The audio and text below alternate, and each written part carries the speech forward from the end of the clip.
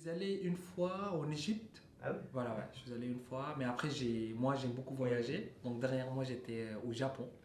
Ouais. Incroyable. Les derniers qui arrivent, ceux qui peuvent, ils partent. Ils fuient, surtout le parcours. C'est dur, hein, C'est dur, franchement. c'est dur, dur, dur. Personne rêve d'être réfugié un jour. Personne. Personne quitte son pays pour aller dans un autre pays, juste comme ça, par choix, d'être réfugié. Et derrière chaque réfugié, il y a des richesses, en fait, culturelles, il y a aussi des talents, il y a des parcours de vie.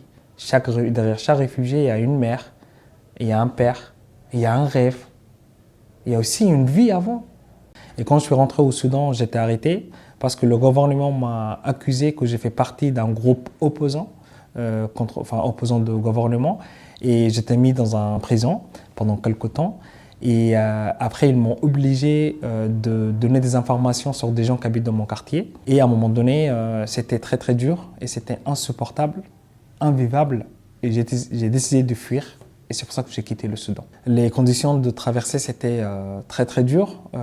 Alors en fait, c'était beaucoup de violence, beaucoup d'angoisse, à la fois individuelle et collective, de chaos, de peur et aussi de situations d'hygiène inexistantes.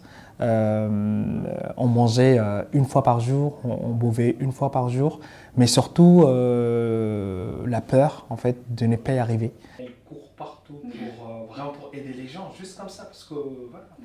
Mais c'est vrai qu'on en connaît tous, en fait, on dit ça, mais c'est vrai qu'on en connaît tous. Pourquoi j'ai décidé de rester en France? Pour 3 raisons. La première raison, c'est qu'en fait, j'ai eu un ami très proche qui est décédé, quelqu'un que j'ai rencontré à Calais, soudanais. La deuxième chose, c'est qu'en fait, j'étais très touché vraiment de voir des associations et des personnes très engagées venaient à la jungle nous aider, nous donner de la nourriture, le moral aussi, discuter avec nous.